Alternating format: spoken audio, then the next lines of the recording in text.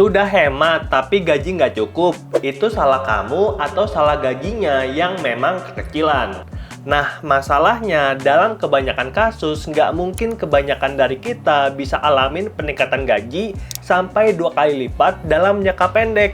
Kecuali kamu dapat promosi, pindah kerjaan ke tempat baru, atau mungkin establish bisnis yang bisa menghasilkan passive income. Jadi jangan ngimpi dan juga jangan sibuk menyalahkan keadaan karena kamu nggak sendirian. Banyak orang ngalamin masalah yang sama dan oleh karena itu disinilah pentingnya untuk kita orang biasa punya sistem untuk bisa jadi luar biasa. Dan pada video kali ini aku mau ngajarin satu sistem sederhana yang bisa bantu kita agar gajinya nggak numpang lewat. Sistem ini diperkenalkan oleh Scott Pepp, seorang penulis buku yang berjudul The Barefoot Investor, dan buku ini jadi trending di Australia. Jadi buat kamu yang penasaran, without further ado, langsung aja kita mulai dari chapter yang pertama. Siapa itu Scott Pepp dan kenapa kita harus give shit about him? Kalau kamu baru pertama kali dengar, Scott Pepp ini bukanlah seorang profesor di ekonomi, juga bukan seorang bankir kelas kakap, melainkan seorang penasihat keuangan dari Australia yang kemudian dikenal karena gaya bicaranya yang sederhana, to the point, dan relate ke kehidupan. Dan beliau kemudian menuliskan sebuah buku yang berjudul The Barefoot Investor yang kemudian laku jutaan kopi di Australia. Bahkan buku ini itu sampai disebut sebagai buku finansial paling laris di sepanjang sejarah. Bang, kok bisa laku? Jadi dalam bukunya, Pepp itu nggak ngasih banyak teori atau rumus yang bikin pusing. Dia ngasih jalan praktis untuk keluarga biasa, bagaimana cara keluar dari utang, caranya mulai bisa nabung dan tetap bisa hidup enak tanpa jadi orang yang super hemat. Ya, prinsip ini itu sebenarnya mirip ya sama Ramit Sethi di bukunya I Will Teach You to Be Rich yang gue bahas di video ini.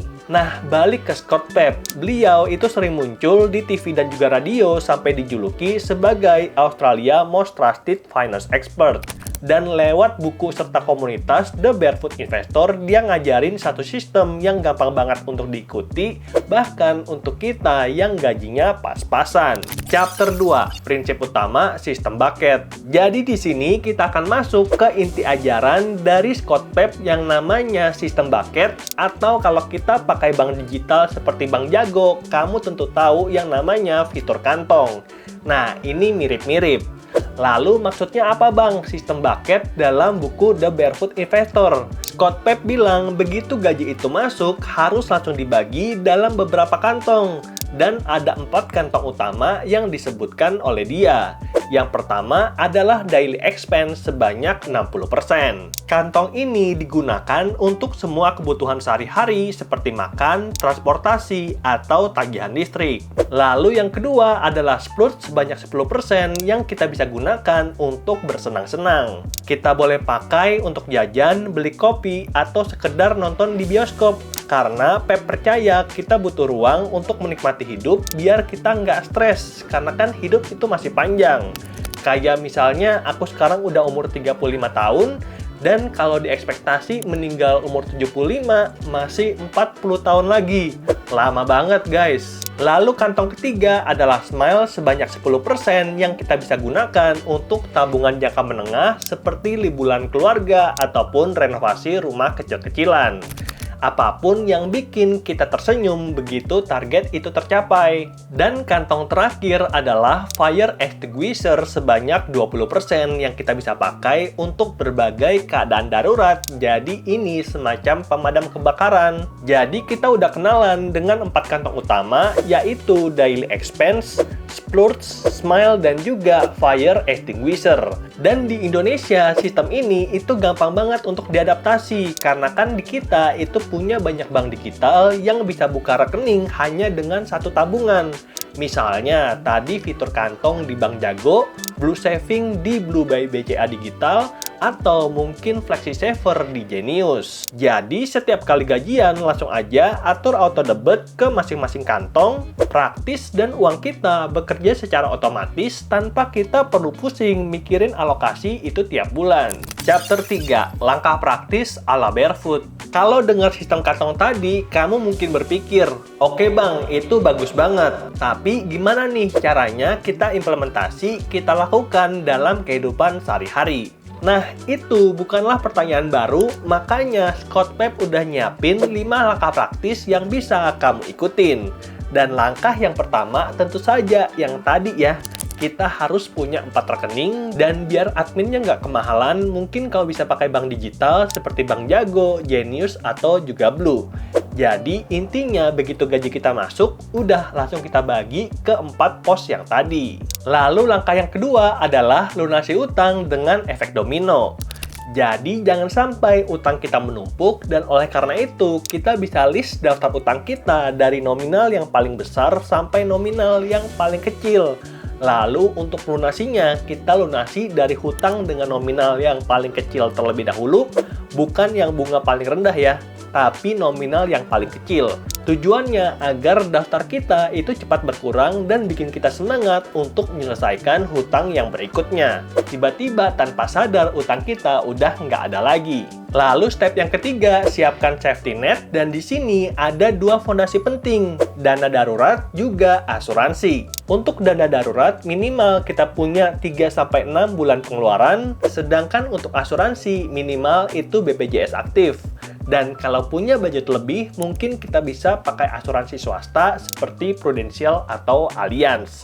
Ada asuransi lain? Coba komen.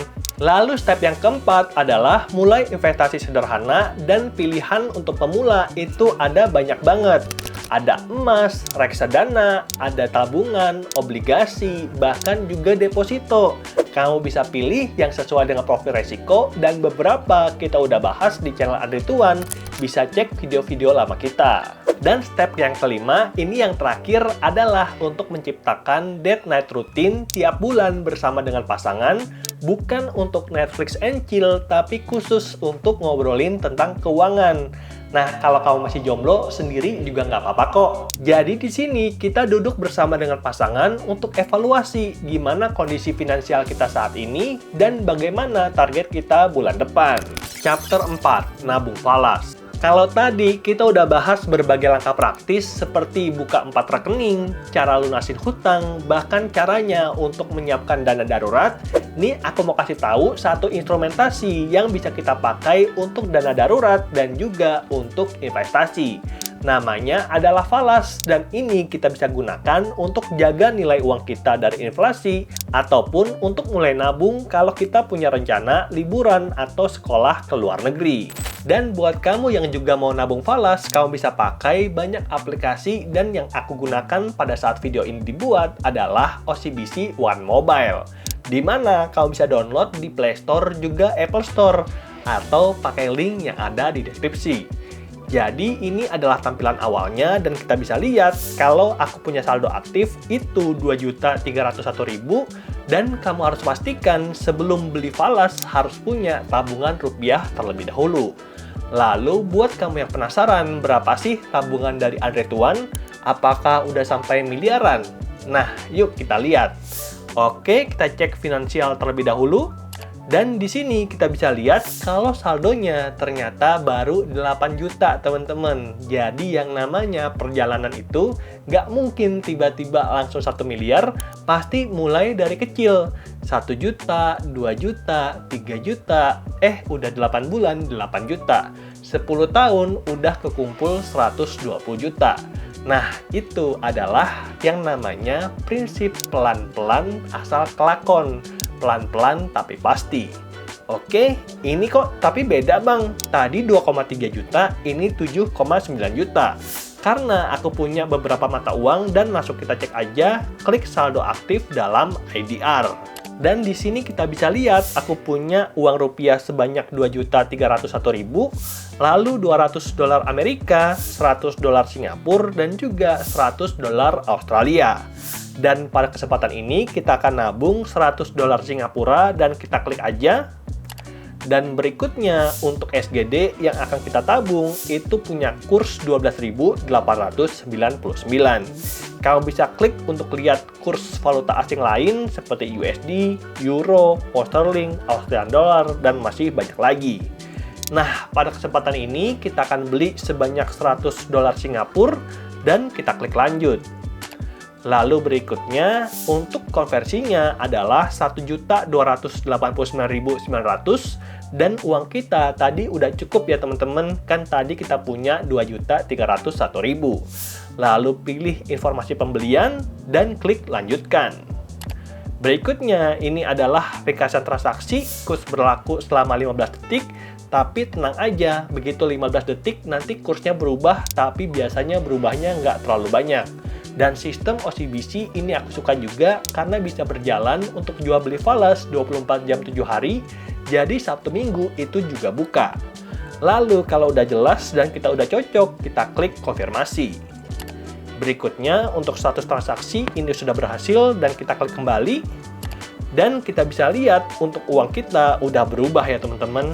Untuk rupiah udah berkurang jadi 1.011.000, tapi untuk dolar Singapurnya udah bertambah dari 100 jadi 200. Chapter 5, tips dan penutup. Kalau dipikir-pikir, The Barefoot Investor itu ngajarin kita satu hal penting. Kalau kamu mau punya uang, kamu harus mau punya sistem. Dan dengan sistem bucket, kita tetap bisa untuk menikmati hidup sambil pelan-pelan keluar dari utang, menyiapkan dana darurat, sampai investasi dan juga nabung falas untuk masa depan. Jadi kalau selama ini kamu itu merasa kalau gaji kamu itu cuma numpang lewat, berhenti untuk menyalahkan keadaan. Coba mulai bangun sistem yang bikin uang kita bisa bekerja secara otomatis. Nah, buat kamu yang pengen belajar lebih banyak tentang sistem Barefoot Investor atau mungkin personal finance dari basic, bisa ikutin live kita yang kita adakan dan kamu tinggal pantau post komunitas untuk jadwal terbaru. Oke, semoga videonya bermanfaat dan kalau kamu ada mau dibacain buku apa, boleh komen di bawah ya. Sampai jumpa di video berikutnya. Bye!